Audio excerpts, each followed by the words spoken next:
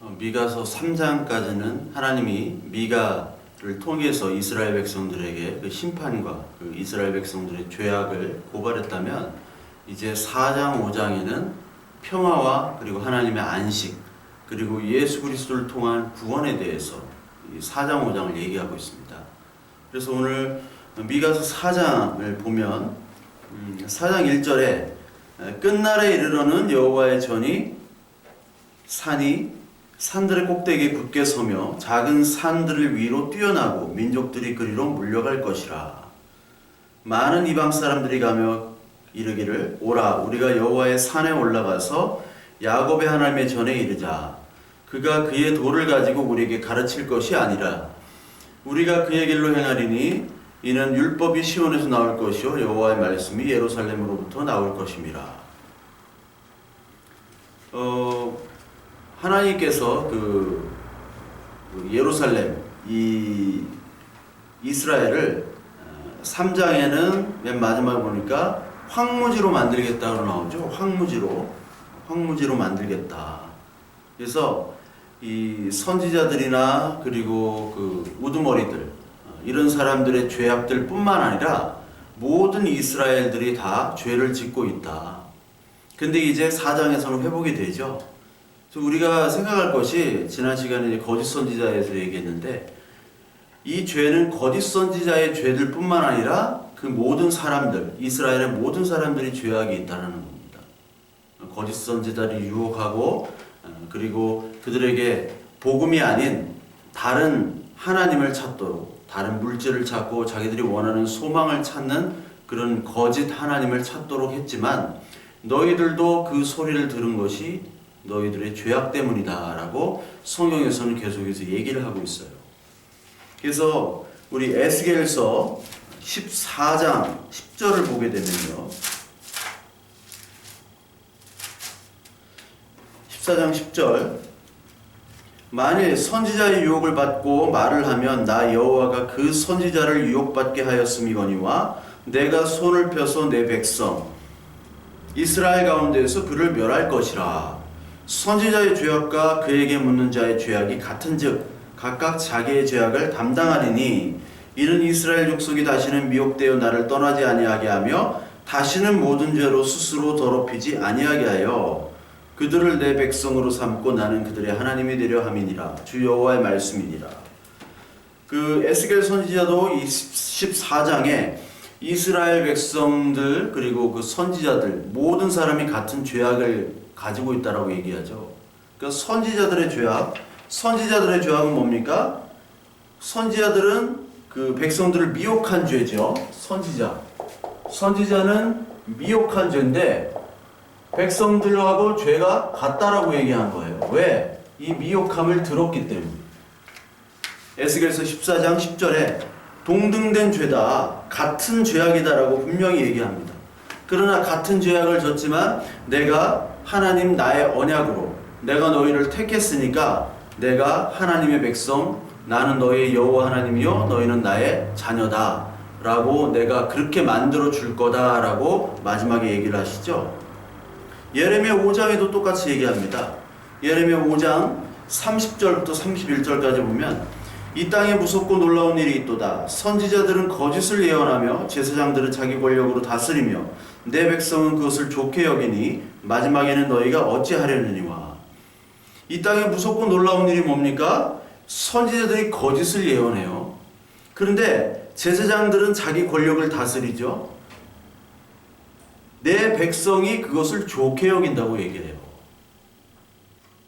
그 백성은 그것에 대해서 선지자들과 제사장들이 자기를 탄압하는 것, 자기의 그 재산과 자기의 권리들을 착취하는 그것에 대해서 반항을 해야 되는데, 선지자와 제사장들이 하는 이야기들 그리고 그들의 억압을 좋아한답니다. 왜 그럴까요? 똑같은 악을 범하는 사람들이니까. 선지자와 제사장 그리고 거짓 선지자와 이 제사장들을 따르는 그것을 통해서 이들은 뭔가 유익을 얻고자 하는 거예요. 그러니까 교회에도 너무나 많은 거짓 선지자들이 있잖아요. 그 사람들이 뭐 말도 안 되는 얘기를 하지만 다 아멘을 한단 말이죠. 왜 그럴까요? 그 사람들에게 아멘을 하면 하나님이 나에게 복 주실까 보다. 그렇게 생각해서 그렇게 아멘을 하는 거거든요. 똑같은 죄인들을 다 가지고 있는 겁니다. 모두 다 죄인인 거예요. 모두 다. 이 교회의 많은 문제들, 목회자의 문제입니다. 근데 동시에 성도의 문제예요. 목회자가 잘못된 복음을 가르치고 전하고 그리고 잘못된 행동을 하는데 다 아멘하고 오케이 하는 교회가 너무나 많잖아요. 왜 그럽니까? 성도들이 똑같기 때문에 그래요. 그러니까 목회자와 성도들은 비슷하게 가요. 어쩔 수가 없어요. 목회자가 다른 복음도 아니죠. 다른 미신적인 그리고 사악한 그런 이야기를 하면 거기서 남아있을 수가 없습니다. 근데 그럼에도 불구하고 거기에 남아있다는 것은 같은 종류가 남아있는 거예요. 그러니까 끼리끼리 뭉칠 수밖에 없습니다. 끼리끼리 다 그것에 좋다고 따라가는 거죠. 예레미야 시대 때, 미가 시대 때도 마찬가지입니다. 미가 시대는 이사야 때잖아요. 이사야와 동일한 그 이스라엘, 그러니까 이스라엘은 거의 그 멸망하기 직전이고, 그리고 남유다도 거의 뭐 멸망하기 직전이에요. 히스기야 때. 그러니까 그때도 많은 선지자들이 있었지만 대부분이 다 거짓 선지자였습니다. 근데 그 거짓 선지자들이 하라는 대로 그대로 따라했어요. 왜? 자기들의 소망과 자기들의 범죄를 합리화시켜주는 말을 선지자가 하니까. 그리고 제사장들은 복을 빌어주니까. 복을 빌어주고 제사를 지내니까 얼마나 좋습니까? 그 사람에게 죄악을 선포하고 하나님의 말씀을 선포해서 그 사람이 회개해서 하나님께로 돌아오는 역할을 해야 되는데 이 제사장과 선지자들이 다 돈과 탐욕과 권력의 노예가 되어버려가지고 잘못된 것들을 가르치고 오히려 사탄의 종이 되어버리는 그런 일을 함에도 불구하고 많은 사람들이 따랐다는 거죠. 예나 지금이나. 그래서 하나님께서는 그것을 심판하신과 더불어 황무지로 만들과 동시에 거기서 남은 자들을 회복시켜 주신다는 겁니다. 그래서 참 이스라엘을 만든다는 게 그 미가서 4장에 나오는 거죠. 그래서 많은 사람들이 이제 예루살렘으로 돌아오고 예루살렘에서 율법이 그리고 시온에서 나온다. 여호와의 말씀이 예루살렘으로 또 나온다는 거죠. 그러니까 분위기가 갑자기 반전되는 거예요. 이것은 메시아를 얘기하는 거죠. 폐허, 수치, 죄악의 수치, 폐허의 수치에서 메시아의 말씀, 하나님의 말씀이 나오는 것으로 바뀌어진다는 거예요. 예전에 그 예루살렘은 주변 동네였습니다. 근데 그 주변 동네에서 하나님께서 다시 임하셔서 이제 온 세상이 집중을 받는 그곳이 바로 예루살렘이 된다는 거예요. 이건 시오니즘이 아닙니다. 시오니즘이 아니에요. 시오니즘을 얘기하는 게 아니라 예루살렘이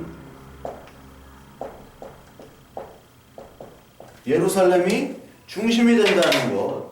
중심이 된다는 것은 이게 교회를 얘기하는 겁니다. 시오니즘 주의자들은 이 예루살렘을 물리적, 육체적인 예루살렘을 얘기해요. 이스라엘을. 그러니까 아직도 이스라엘, 그 혈통적인 이스라엘이 하나님께로 돌아와야지 된다. 그때 예수님이 다시 오신다라고 얘기하는데 그게 아니라 이스라엘은 바로 예루살렘, 새 하늘과 새 땅, 바로 교회. 계시록 맨 마지막에 나온 새 하늘과 새 땅이 바로 새 예루살렘이고 그 교회잖아요.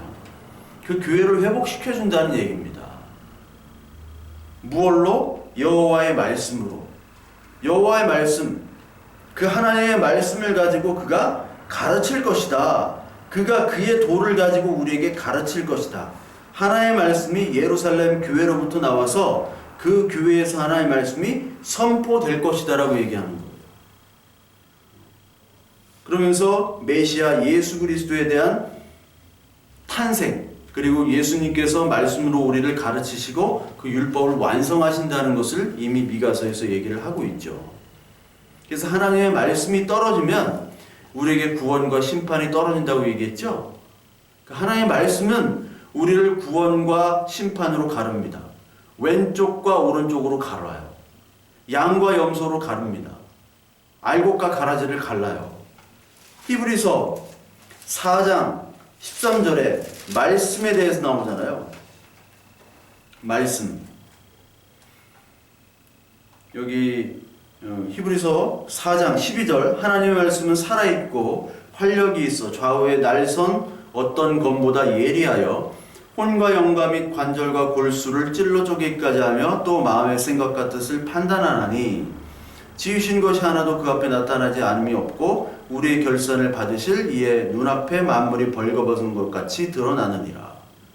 그 하나님의 말씀은 칼, 검은 양날이 있는 거죠. 그 양날로 우리의 혼과 영과 관절과 골수를 다 쪼갠대요. 마음의 생각까지 다 쪼개서 우리의 생각들이 얼마나 하나님께로 떨어져 있고 그리고 얼마나 죄악된지를 보게 하는 겁니다. 하나님의 말씀이 떨어져서 성령께서 우리에게 그 말씀을 통해서 너희가 죄인이고 얼마나 네 마음밭이 황무지이며 네 마음밭이 가나안 족속의 그 땅인지를 보여주시고 보여주심으로 말미암아 우리에게 소망을 주는데 그 소망은 뭐냐? 하나님의 사랑과 언약의 소망이에요. 벌거벗은 것 같이 다 드러나느니라 13절에 얘기하죠. 벌거벗은 것 같이 다 드러난 다음에 하나님께서 우리에게 치료제를 주십니다. MRI, 엑스레이, CT 다 찍은 다음에 이제 치료를 해주시는 거예요. 벌거벗은 채로 다 보여주잖아요. 우리의 이 몸을 볼 수가 없잖아요. 저도 허리가 의사가 허리를 걸어다니는 게 신기할 정도로 그렇게 허리가 안 좋다고 그 전까지는 몰랐어요. 지금도 잘 몰라요. 근데 MRI까지 찍을 수밖에 없어서 찍고 보니까 몇 명의 의사가 다 동일한 의견으로 제가 어떻게 쳐다봅니까? MRI를 통해서 허리가 저렇게 안 좋구나. 신경이 저렇게 눌려있구나. 디스크와 협착증이구나. 그것도 심하구나. 자꾸 의사가 물어봐요. 직업이 뭐냐고. 일반인 눈이 못 걸어다니고 다리도 못 올라가는데 다리도 막 올라가고 막 걸어다니고 운동하고 맨날 그러니까 자꾸 직업을 집요하게 물어보더라고요. 이상하게. 운동선수라고 했어요. 운동선수.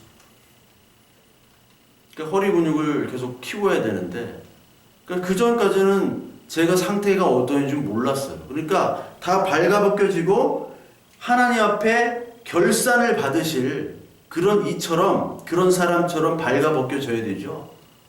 우리가 다 하나님 말씀으로 우리의 속마음까지 다 MRI처럼 쫙 나와서 진단을 받아야 되는 거죠. 그 말씀이 떨어지니까 이제 우리에게 소망이 생기는 거예요. 그 전까지는 죽어가는 줄 몰라요. 그러다가 디스크 터지고 못 걷고 이렇게 되는데 이제 조심하잖아요. 정말 내가 이런 사람이구나. 내가 이렇게 아픈 사람이구나. 죄인이구나. 깨닫고 나서는 하나님 앞에 나올 수 있는 겁니다. 주님만이 소망이지. 우리 인간에겐 소망이 없지. 난 죄인인데 이 죄인에서 내가 벗어날 수 있는 것은 예수 그리스도밖에 없구나. 그걸 알려주는 것이 하나님의 말씀이에요. 그래서 하나님의 말씀을 통해서 그 여호와의 말씀이 예루살렘으로 나오고 예수 그리스도께서 나오는 그 말씀을 통해서 우리가 치료를 받는 겁니다. 이제 모든 사람이 나오는 거죠. 하나님 앞에. 3절 그가 많은 민족들 사이의 일을 심판하시며 먼 곳 강한 이방 사람들을 판결하시나니 무리가 그 칼을 쳐서 보습을 만들고 창을 쳐서 낫을 만들 것이며 이 나라와 저 나라가 다시는 칼을 만들고 서로 치지 아니하며 다시는 전쟁을 연습하지 아니한다. 그러니까 칼을 다시 만들어 가지고 농기구로 만들고요. 창을 낫으로 만들고요.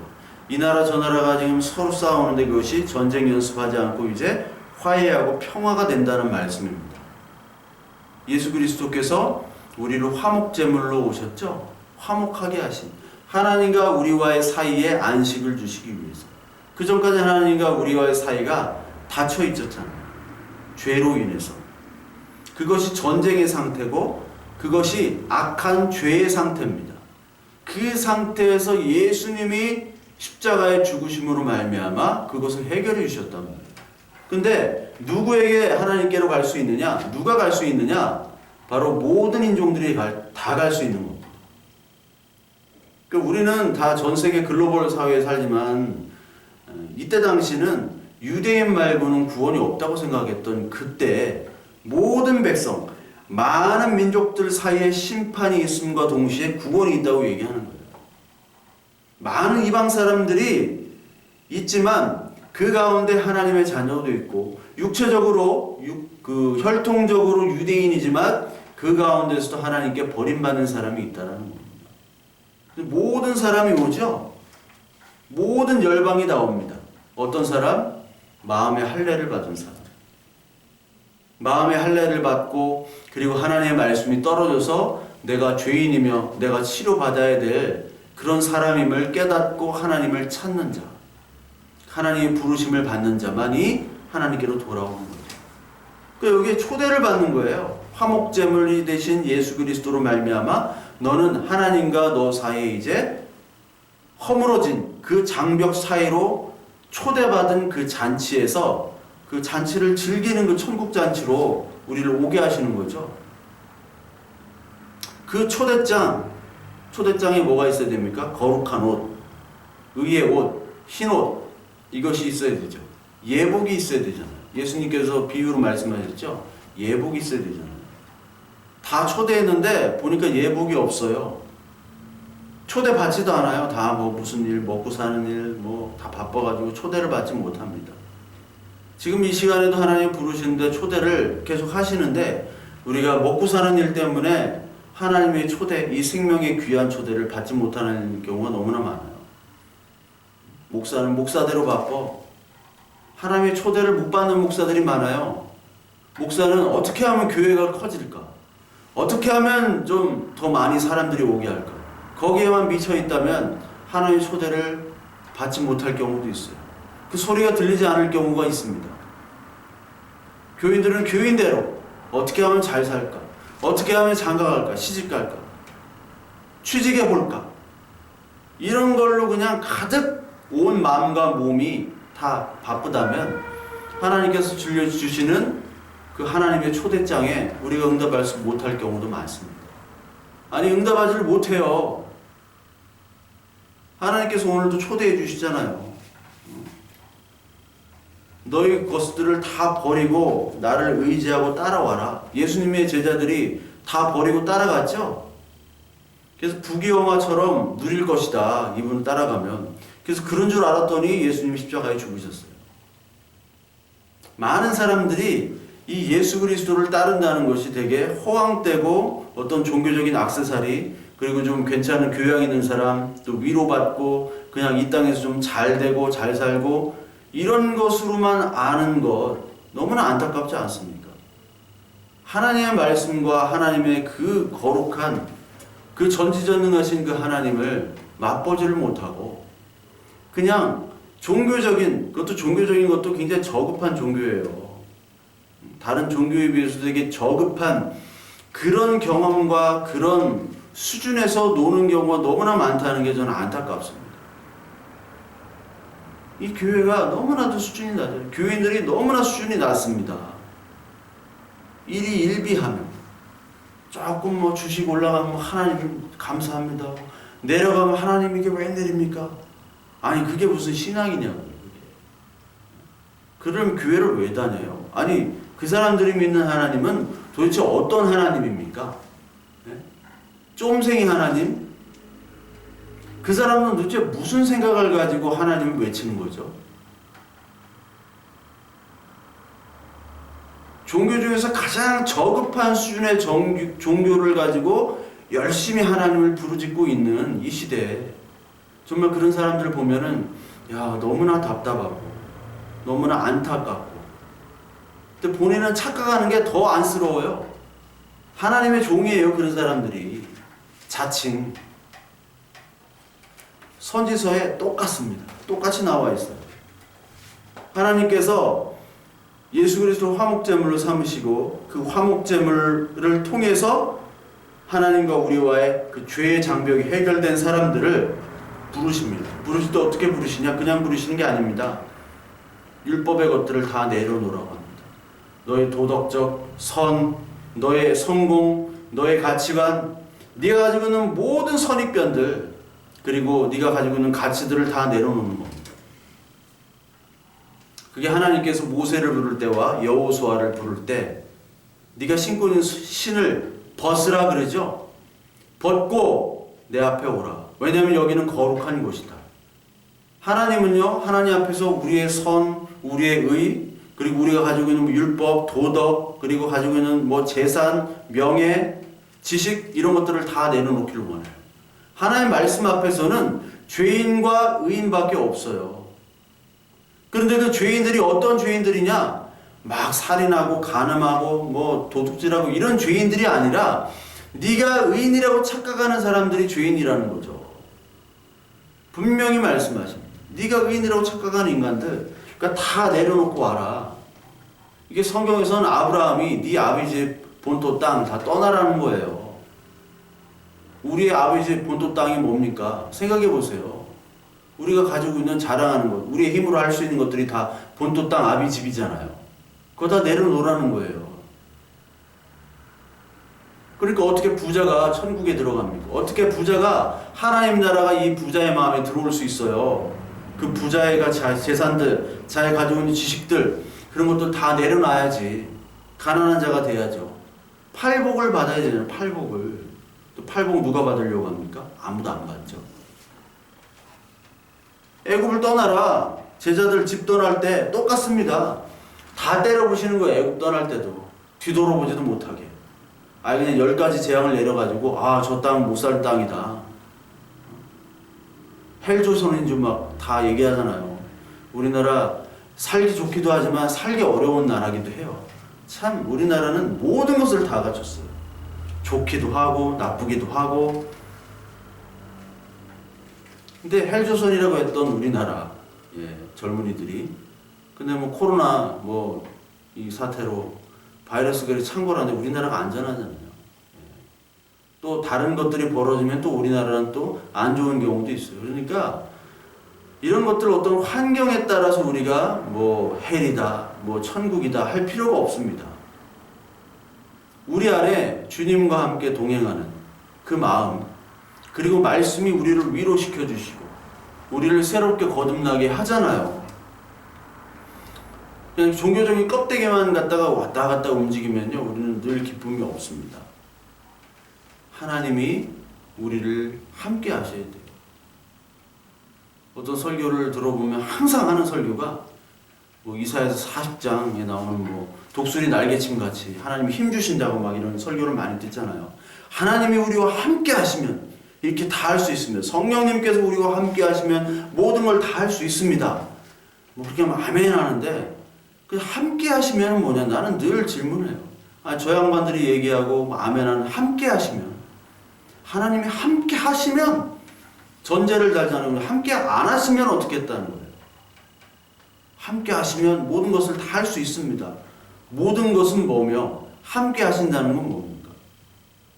하나님이 함께 하신다는 것은 하나님의 말씀이 우리와 함께 계시다는 것, 말씀이 동행한다는 거 아닙니까? 하나님의 말씀이 동행한다는 것은 하나님의 다스림과 통치가 우리와 함께 한다는 것이죠. 즉 하나님의 나라가 우리에 임했기 때문에 하나님의 나라가 임하자마자 우리 안에 가지고 있는 나의 나라, 내가 가지고 있는 그 가나안의 쓰레기 같은 나라가 벗겨져야 돼요.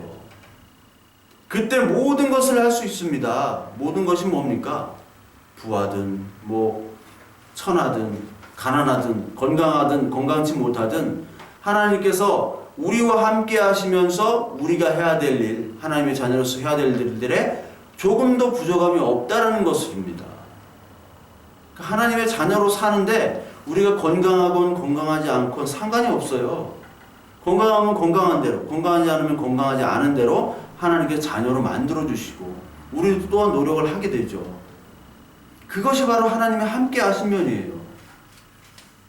근데 전해지는 모든 메시지들이 다 이 육신의 성공, 이 세상의 성공을 얘기하잖아요. 하나님과 함께 하시면 취직할 수 있습니다. 빚도 갚을 수 있습니다. 가정이 회복될 수 있습니다. 함께 하시면요. 밑도 끝도 없는 말씀에 아멘하고 있어요. 그러려면요, 하나님 말씀이 들어와야죠. 일단.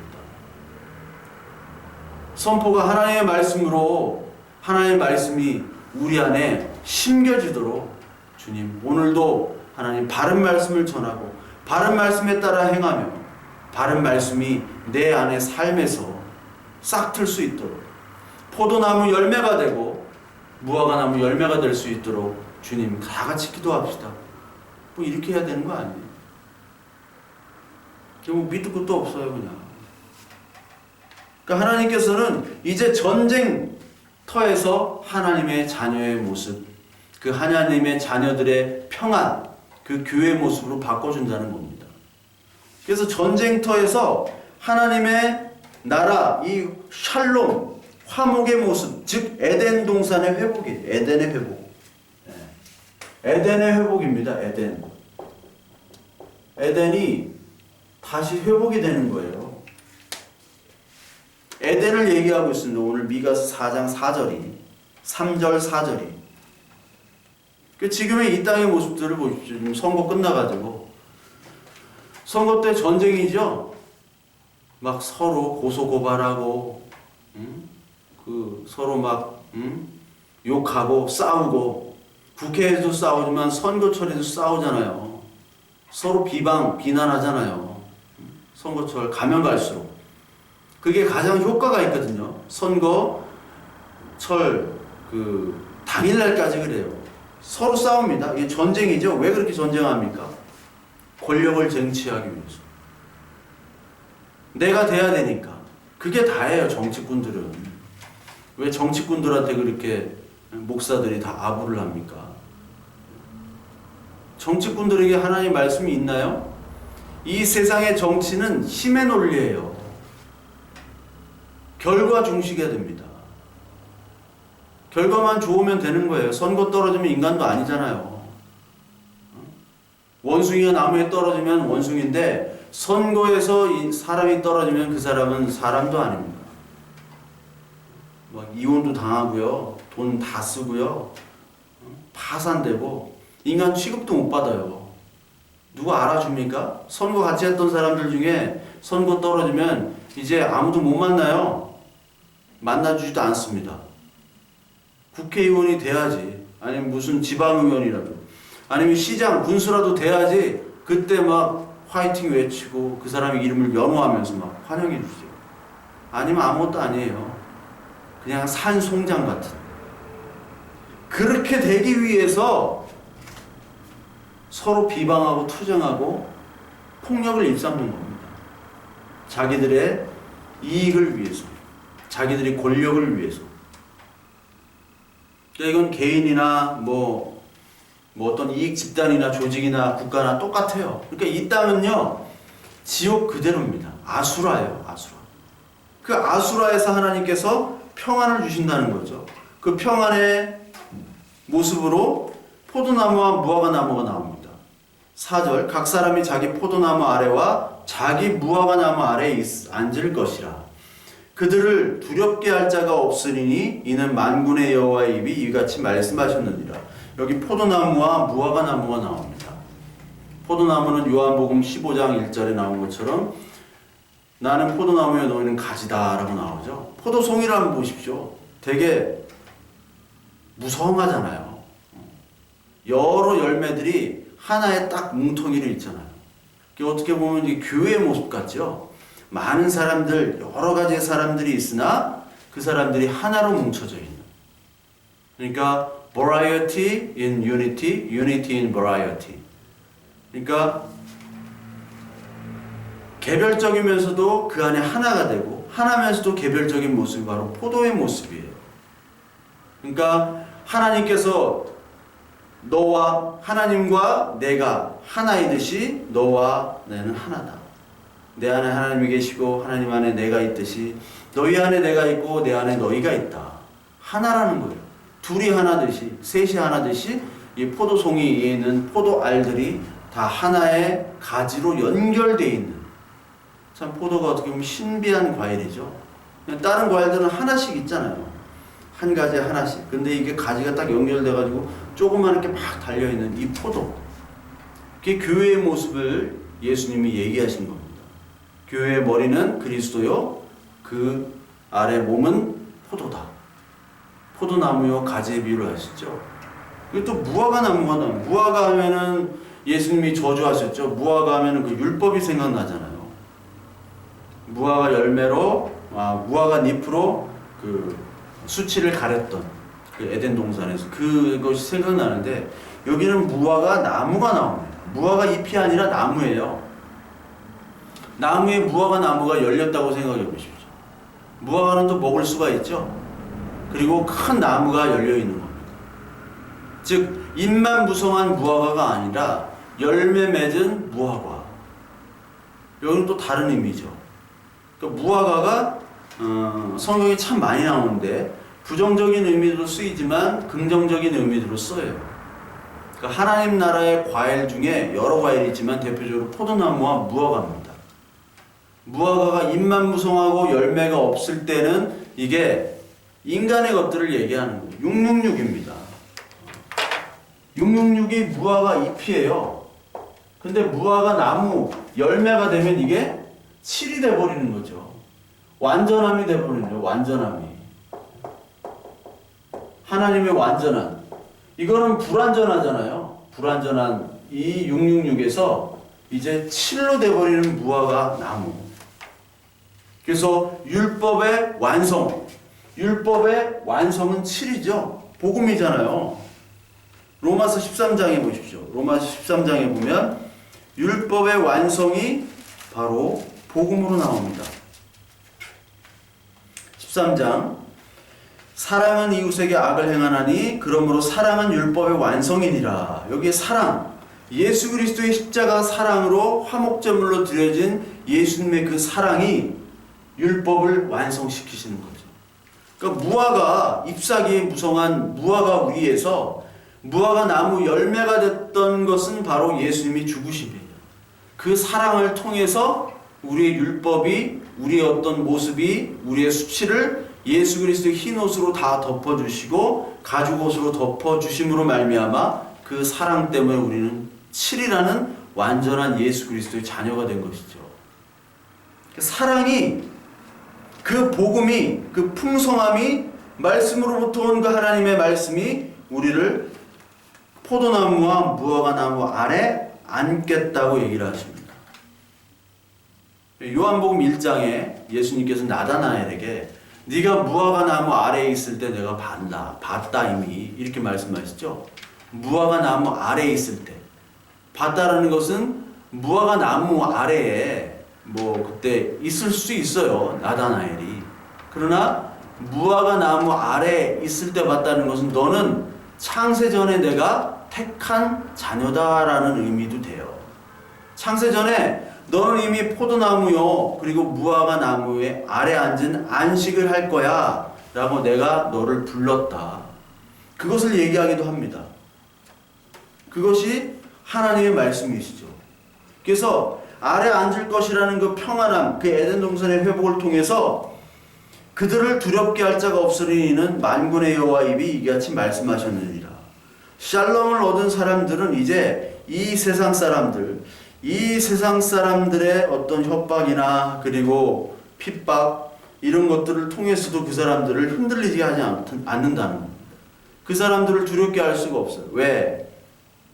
거룩하시고 무한한 능력을 가지신 그 하나님이 이제 그를 자녀로 삼아주셨기 때문에. 여러분들, 우리가 세상 살아가는데 얼마나 두려움이 많습니까? 우리가 힘도 없고 돈도 없고 백도 없고 그러면 이 세상 살기가 너무나 힘들잖아요. 고아와 과부들, 지금도 고아와 과부 혼자 사는 사람들, 배우지도 못하고 힘도 없고 그렇다고 아는 것도 없고 몸을 써야지 먹고 사는 사람들, 근데 몸을 쓸 힘도 없는 사람들, 그런 사람이 참 너무나 많잖아요. 그럼 새벽 1시만 돼도 그때부터 이제 어르신들이 폐지를 주스러 다니세요. 너무너무 많이 보죠. 저는 새벽에 많이 돌아다니기 때문에, 딴짓해서 돌아다니는 게 아니라, 새벽에 하여튼 좀 그냥 교회에서 집으로 가기도 하고, 새벽에 거리들 아무도 없어요. 아무도 없는데, 제가 가는 곳에는 그렇게 돌아다니는 곳은 길거리에는 불도 안 켜져 있고, 골목이고, 그렇습니다. 주택단지들. 근데 거기를 보면은, 할머니 할아버지들이 폐지를 많이 주세요. 폐지값이 너무 떨어져가지고 그 니아까 한차 실어봐야 그만 3,000원밖에 안 나올 거예요. 옛날에는 그래도 뭐 6, 7,000원씩 해서 니아까 왔다 갔다 2번씩 하면 그래도 15,000원, 2만원 막 이렇게 버셨다는데 지금은 뭐 2, 3번을 해도 하루에 8,000원 벌기가 쉽지 않다. 이렇게 얘기를 하시더라고요. 8,000원. 니아까 한 3, 4번을 해도 8,000원을 벌어요. 8,000원. 우리가 8,000원 그냥 너무 쉽게 쓰잖아요. 그런 분들에게 여러분 어떻게 우리가 해야 됩니까? 그럼 올 때마다 참 너무나 안타깝죠. 그렇지만 그런 분들에게도 하나의 말씀이 임한다면요, 소망이 있다면요, 그렇게 힘들지 않으실 거예요. 근데 하나의 말씀이 없다면 아무리 뭐 구중궁궐에 좋은 음식을 먹는다 하더라도 하나의 말씀이 없으면 무의미합니다. 그 인간은 그래요. 인간은 아무리 밥을 먹어도 배고픈 거예요. 밥만 먹고는 못 사는 사람들이에요. 인간입니다. 왜? 하나님의 형상이기 때문에. 하나님의 형상에 맞는 하나님의 그 말씀의 소망이 들어가야 돼요. 그래서 그 코에 생기를, 그 루아를 넣어주셨기 때문에 하나님이 인간을 만드신 거예요. 다른 동물은 루아가 들어가지 않아요. 그 영이 들어가질 않습니다. 영이 들어갔기 때문에 아무리 부자건 아무리 지식이 많건 아무리 뭐 몸이 튼튼하건 상관없이 하나님을 알질 못하면 그 사람은 폐허예요. 황무지입니다. 쓰레기처럼 되버려요. 신기한 겁니다. 그러나 여러분 아무리 폐지를 줬고 아무것도 없어도 하나님의 말씀 앞에서 산다면 여러분 당당하고 소망으로 위로받으며 살 수 있는 거예요. 그런 사람들이 모인 것이 바로 교회입니다. 그래서 얘기하잖아요. 아무도 두렵게 할 자가 없다. 그러면서 각각 자기의 신의 이름을 의지하여 행하되 오직 우리는 우리 하나님 여호와의 이름을 의지하여 영원히 행하리로다. 각각 모든 사람이 자기의 신의 이름을 의지해요. 이 나라에도 뭐 이스라엘뿐만 아니라 각 나라에도 신들이 다 있었잖아요. 자기 신의 이름을 가지고 막 부르짖고 의지를 하면서 하잖아요. 지금도 부처를 외치고 뭐 하나님 뭐 상제님 외치면서 하잖아요. 모든 사람이 다 종교적이잖아요. 돈을 의지하고 자기를 의지하고 자기 지식을 의지하고 자기 인간관계를 의지하는 이것들이 다 모두 자기의 신인 거 아시죠? 그게 다 우상이잖아요. 자기 다 탐심에서 온 거죠. 골로새 3장 5절. 탐심이 바로 우상 숭배잖아요. 모든 사람들은 다 우상 숭배 그 신을 의지하고 있는데 오직 우리는 우리 하나님 여호와의 이름을 의지하여 영원히 행하리로다. 여기 우리는 하나님 여호와의 이름을 의지한대요. 이름이란 말이 히브리 말로 쉔입니다. 쉔. 이 히브리 말로 쉔인데 그 쉔을 의지하는 거예요. 그 이름은 뭡니까? 하나님의 이름은 뭐예요? 나는 나야. 나 스스로 존재해. 그거죠? 나 스스로 존재해. 하나님은 어떤 분이냐? 거룩한 분이시고 온전하신 분이시고 완전한 이 계시를 말씀해 주시는 분. 우리에게 생명과 소망을 주시는 분. 그 하나님이에요. 그 하나님을 우리는 이 말씀을 통해서 깨달았죠. 예루살렘을 통해서 오신 이 하나님의 말씀을 그리스도의 말씀을 우리는 가지고 살고 있죠. 그와 함께 여기는 동행한다라고 얘기해요. walk. 여기 그 의지하여 여호와의 이름을 의지하여 행하되 우리는 하나님의 여호와의 이름을 의지하여 영원히 행하리로다. 행하다는 뜻이 원래 말은 걷다예요. 동행하다. walk with God. 그러니까 같이 걷는 거예요. 하나님의 말씀, 하나님의 의지, 이름을 의지하여 같이 걷는 겁니다. 동행하는 거예요. 오늘도 저와 여러분들이 이 하나님의 말씀이 늘 가까이 하면서 살아가는 것. 이것이 하나님의 말씀에 동행하는 겁니다. 하나님의 말씀을 우리가 하루라도 떨어져 있으면요. 그 하나님의 말씀 자리에 다른 것들이 찾아오게 돼요. 우리가 원하는 것들. 그러나 원하는 것들을 가진다 한들 우리에게는 그것이 생명이 아니라 우리를 파멸로 이끄는 것들이 오게 되어 있어요. 하나님 말씀만 의지하는 자는 세상을 두려워하지 않습니다. 믿음이라는 건 뭐냐면 세상과 반대되는 거죠. 믿음으로 산다는 것은 세상의 힘에 의지하지 않는 겁니다. 진짜 믿음을 가진 자들은 세상이 조롱할지라도 자기가 가지고 있는 힘에 의지하지 않기 때문에 기도하는 거예요. 주님께 의지하는 겁니다. 믿음으로 사는 사람들은 이 세상의 것들을 걱정하지 않아요. 그렇다고 뭐 경제활동을 하지 말라는 얘기는 아닙니다. 경제활동을 주로 하진 않아요. 왜? 믿음으로 사니까. 믿음으로 산다는 것은 이미 우리나라, 우리 마음속에 하나님의 나라가 임한 거죠. 하나님의 나라가 임했기 때문에 이 세상의 나라의 것들, 이 세상에 추구하는 것들에 관심도 없을 뿐더러 그것에 따라 끌려가지 않습니다.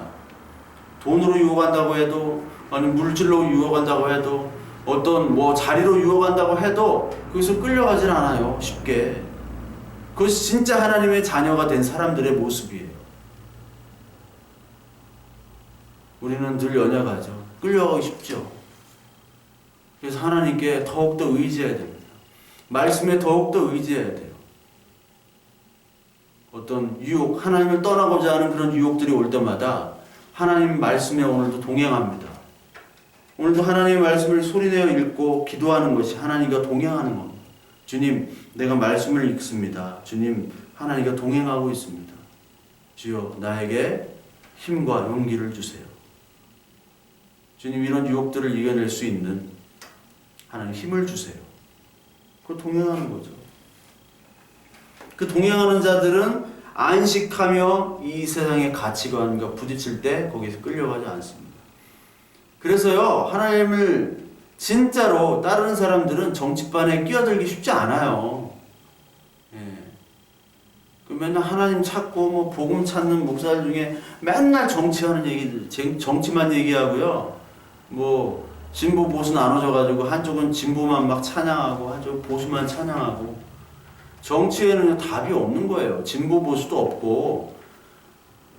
정치라는 것은 선과 악이 있을 수가 없습니다. 자기 판단이에요, 다. 설교 시간 하면 맨날 자기 판단하지 말고 하나님만이 죄악을 판단하시는 분이고 우리는 판단하지 말라고 하면서 그냥 또 다른 소리는 진보만을 막 찬양하는 사람, 보수를 찬양하고, 하나님은 보수 편이다, 하나님 진보 편이다. 진짜 그런 인간들은 뭐 하는 인간인지 모르겠어. 이게 인지 부조화라고 하나? 하여튼 좌뇌와 우뇌가 하나가 생각이 아니라 낮과 밤이 달라. 이 사람 생각하고 말하는 게. 하나님 말씀을 보면서도 정치적이 되어버려요. 신앙을 이데올로기화시키는, 아이디올로지화한 이 사람들은 잘못된 사람들이죠. 하나님 이름을 의지한대요. 그러면서 6절에 여호와께서 말씀하실 때 그날에는 내가 저는 자를 모으며 쫓겨난 자와 내가 환난받게 한 자를 모아. 그렇죠. 다 모으죠. 발을 저는 자는 남은 백성이 되게 하여 멀리 쫓겨났던 자들이 강한 나라가 되게 하고, 나 여호와가 시온산에서 이제부터 영원까지 그들을 다스리라 하셨나니, 내 양떼의 망대여 딸 시온의 산이여 이전 권능 곧 딸 예루살렘의 나라가 내게로 돌아오리라. 여기 딸 예루살렘의 나라, 딸 여자 교회, 예루살렘이죠. 예루살렘의 나라, 교회가 되게 하겠다. 근데 교회가 어떤 사람이냐? 저는 자, 쫓겨난 자, 환난받은 자, 그리고 이런 사람들이죠. 아둘람굴, 우리 교회 아둘람 교회, 빚지고 환난당한 자. 저희 교회 맨날 빚진 자, 환난당한 자, 월세도 못 내고 쫓겨다니고 수배당하는 자, 그런 친구들이 많이 왔어요. 아둘람이야, 아둘람. 아둘람으로 하나님은 부르시는 거예요. 아둘람이 어떤 사람들 되게 안 좋게 생각하더라고요. 교회 사람들이 안 좋게 생각해, 목사들이. 아둘람에 대해서 제가 얘기 드릴게요. 아둘람이 뭐냐? 이런 자들이 하나님의 나라 건설한다는 거예요. 아둘람굴에서 다 바보 같은 사람들이 다윗 왕국 하나님 나라를 예표하는 그 다윗 왕국의 핵심 인물들이 다 됐잖아요. 그랬듯이 아둘람이 좋은 겁니다. 아둘람 교회. 교회 질 거 없으면 개척하는 분들 아둘람 교회라고 치세요. 네, 아둘람 교회. 좋은 거예요. 아둘람 교회. 좀 나쁘다고 그래요. 안 나빠요. 좋은 거예요. 그러니까 꼭 하나님의 복음을 긍정 부정으로 나누고 심리학으로 얘기하는 인간들, 그 사람들은 다 악한 종들입니다. 하나님의 말씀 모르는 사람들이에요. 그런 사람들이 꼭 이렇게 얘기해요. 그 사람들이 신앙인 아니라 하나님 자녀 아니라 종교인이에요. 종교인.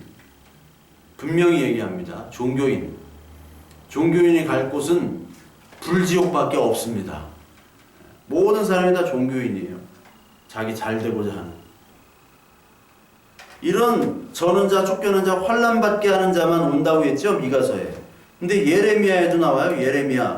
예레미야 31장에 오십시오. 31장 7절부터 9절까지 보면 여호와께서 이와 같이 말씀하시니 너희는 여러 민족 앞에 서서 야곱을 위하여 기뻐 외치라. 너희는 전파하며 찬양하며 말하라. 여호와의 주여 이스라엘의 남은 자를 구원하소서. 나는 그들을 북쪽 땅에서 인도하며 땅 끝에서부터 모으리라. 똑같은 말을 하죠. 모으리라. 그들 중에는 맹인과 다리 저는 사람과 잉태한 여인과 해산한 여인이 함께 있으며 큰 무리를 이루어 이곳으로 돌아오리라. 그들이 울며 돌아오리니 나의 인도함을 받고 간구할 때 내가 그들을 넘어지지 아니하고 무리는 계곡의 곧은 길로 가게 하리라. 나는 이스라엘의 아버지요 에브라임은 나의 장자니라. 양떼를 다 오게 한다는데 그 양떼들이 맹인과 다리 저는 자, 잉태한 여인, 해산한 여인, 교회를 부르는데 다 병신들, 다 바보들만 오게 하는 거예요. 하나님의 말씀이 떨어지면 바보가 되는 겁니다. 행복한 바보. 다리가 저는 자, 환도뼈가 부러진 자가 되어 나는 이스라엘의 아비요 에브라임이 나의 장자다. 에브라임을 고쳐주시잖아요. 그 죄악했던 그 사사기 때 그 에브라임, 나쁜 에브라임들. 나는 이스라엘의 아비다. 너는 교회다. 저는 자기 때문에 혼자 갈 수 없습니다. 쫓겨난 자, 환난당한 자 아무것도 없어요. 무일푼이에요. 차비도 없어요. 걸어가야 돼. 걸어가다 다쳐. 누구 하나 부축한 사람이 없어요. 그렇기 때문에 주님이 부르시는 겁니다. 내가 너의 편이 돼줄게. 모세가 능력이 하나님께로 왔지만 그 하나님의 능력이 상징하는 것이 바로 지팡이였습니다. 뭐 장대였을 거예요. 장대. 그냥 막대기. 동네 돌아다니는 아주 뭐 말도 안 되는 막대기. 멋있고 좋은 지팡이가 아니었을 겁니다. 막대기가. 그냥 아무도 주목하지 않는 그 막대기를 하나님께서 쓰신 거예요. 모세도 그렇고. 그 막대기를 보면서 모세는 이게 내 처지인데. 내가 저는 자고 내가 쫓겨난 자고 환난받은 자인데 얼마나 못났으면 처가살이를 40년간 했어요. 응? 처가살이 아무도 안 하죠. 뭐 쌀 몇 푸대만 있으면 뭐죠? 그 속담에 그것만 있으면 처가살이 안 한다고. 그럴 정도인데 40년간 했으면 얼마나 못났어. 쫓겨난 자죠. 능력 없는 모세. 모세를 하나님께서 지팡이로 사용하신 거예요. 몽둥이로. 막대기로 사용하신 겁니다. 삼가리 소모는 막대기로만 이렇게 다 이겼다고 했죠? 사사기에. 그 막대기로 우리는 부르신 거예요. 생명 없는 막대기로. 죄인, 병자를 위해 가지고 예수님께서 오셨다고 얘기하죠. 죄인과 병자임을 고백하는 이 저는 자, 바보 같은 자들을 하나님께서 부르셔서 교회로 만드신 거예요. 여기에 여러분들 아멘 하시고 감사하고 기뻐해야 됩니다. 그러니까 우리는 늘 여기 울며 돌아온다고 얘기했듯이 하나님께 돌아올 때 울며 돌아오잖아요. 왜? 내가 예전에는 웃음을 막 억지로라도 웃어서 긍정적으로 해서 이 세상에 성공하려고 했던 사람이에요. 근데 성공의 끝은 모르죠. 성공의 끝은 다 죽음이고 무생명이고 이 땅이 지옥인데 거기서 아등바등 살아남으려고 하는 거예요. 여러분 막 좀비 영화 같은 데 보면 막 서로 올라가려고 막 서로 싸우고 막 서로 물고 뜯고 그게 이 땅의 모습이에요. 근데 하나님은 그런 전쟁에서 야 이 전쟁 기구 다 받고 농기계로 다 받고 칼을 쳐서 보수를 만들고 창을 쳐서 낫을 만들고 이나라 저나라 이제 칼 들고 설치지 아니하고 전쟁 연습하지 않고 이제 무화과 나무, 포도나무 아래서 쉬도록 내가 해줄게. 이게 여러분 신앙이에요. 그러니까 교회를 다니면서도 아직까지 전쟁처럼 하는 사람들이 있죠. 목회자가 전쟁이야 막 전쟁 선포하잖아 맨날. 옆 교회는 뭐 몇 명 늘었다니 우리 교회는 뭡니까? 떠난 사람 막 저주하고 또 막 전도 때 전도주일 뭐 그런 거 만들어가지고 막 사람 막 모이게 하고 다음 주 되면 다 없어질 거.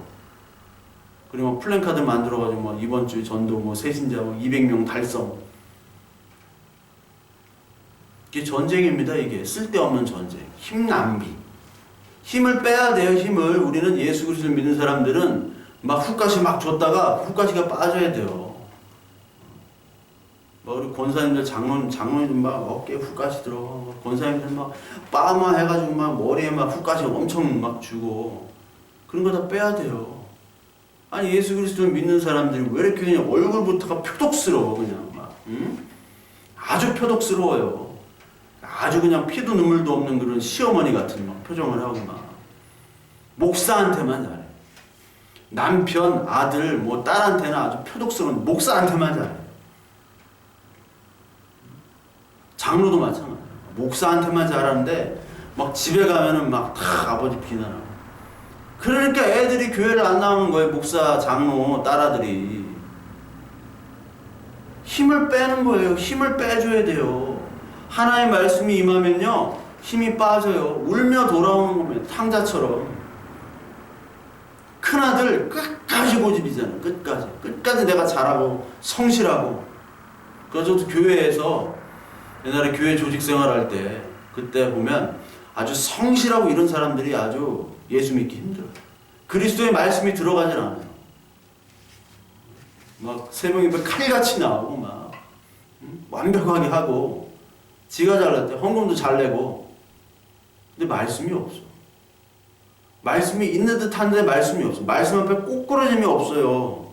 왜 꼬꾸라짐이 없냐? 지가 하나님 이기려고 하니까. 아직까지 야곱이에요. 하나님이 진짜 택한 자들은 그 사람들의 환도뼈를 쳐버리죠. 야곱처럼. 그래서 그냥 막 전원자가 돼야지 하나님께로 오게 하는 거예요. 전원자를 만들어버리는 거예요. 그러니까 전원자가 된 사람, 옛날에 막 성실하고 막 빈틈없던 사람들, 저도 옛날에 머리숱이 빈틈이 없었어요. 우리 교인들은 다 알 거예요. 내가 사진을 다 뿌렸기 때문에. 영상으로 보는 분들은 모르실 거예요. 빈틈이 하나도 없었습니다. 머리가. 보이질 않았어요. 저보다 머리숱이 많은 사람들을 주위에서 본 적이 없어요. 솔직히. 이마선도 막 여기, 이마가 너무 좁아가지고 막. 지금은 세수하면 여기까지 다 한 번에 머리를 감을 수 있는 그런 은혜를 주셔가지고 수돗물도 절약되고 뭐 거울 볼 필요도 없고 머리 뭐 털 필요도 없어요. 그냥 하고 그냥 자전거 한번 한 5분 타고 나면 머리가 다 말라있어. 뭐 샴푸 쓸 일도 없어요. 그냥 비누로 해가지고 싹 하고 끝나요. 빈틈이 없던 그 머리에서 틈을 주시고 약해가게 하시고 허리까지 또 막 아프게 하셔서 체력은 막 2시간 정도 남아 도는데 허리가 아프니까 못해요. 이제 힘은 남아 돌아. 힘은 남아 도는데 허리가 아프니까 못하게. 야, 힘 죽여. 힘 빼. 훅가시 빼. 그렇게 하나님 만들어 주셨단 말이에요. 그것에 아멘 해야 되는데 그런 사람이 돼야지 하나님의 자녀가 되는 거 아닙니까?